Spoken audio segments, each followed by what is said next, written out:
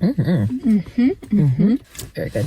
Then, do you want to know the best way to teach values to kids through stories? I'd love to know that. Fantastic. Welcome to Double Scoop of Research. I'm Claire. I'm a researcher.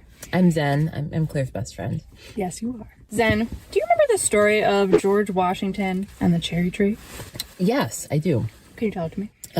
I think it's a fairy tale or a legend or whatever, but George Washington chopped down a cherry tree and then he felt bad and he could not tell a lie. So he told his father.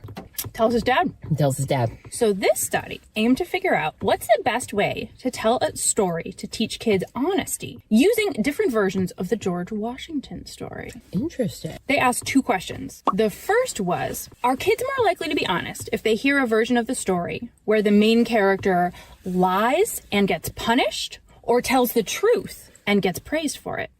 Which do you think would work better? I think truth. The other question they asked is, are kids more likely to be honest if at the end of the story they're encouraged to be like a main character who tells the truth or not? Do you feel like that would be useful?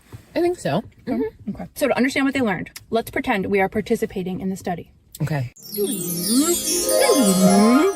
You are a child between ages 3 and 6. Okay. I am the researcher leading you through the study at the University of Singapore. Okay. Zen, thank you so much for coming to our study today. Thank you. First, we're going to play an animal guessing game.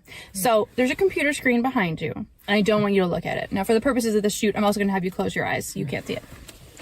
Okay. I want you to guess what animal is on the screen behind you. Ruff, ruff, ruff. What animal is it? Dog. Okay. You're doing a great job. Now, Lil Zen, I have to step away for a minute. I'm gonna leave. I want you to keep playing and don't turn around and peek, okay? Can you guess what animal is on the screen behind you? I'm gone.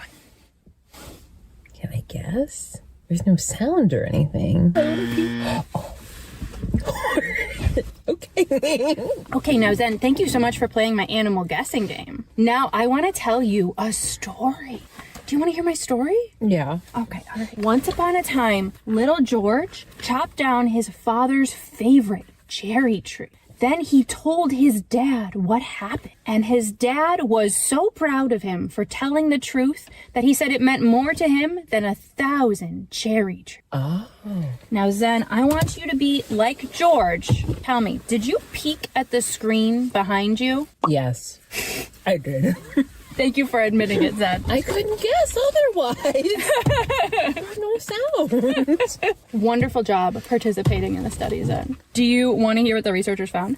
Yes, please. So they had over 350 kids in the study. It was a big study where they randomly assigned kids to get different versions of that story that you just heard. It's in Singapore? In Singapore. Oh, okay, Singapore. So they don't really have any, cultural knowledge of George Washington cutting down the tree, most likely. If they're that Probably young. not, right? And he's not framed as a future president in the story. Or a slaveholder.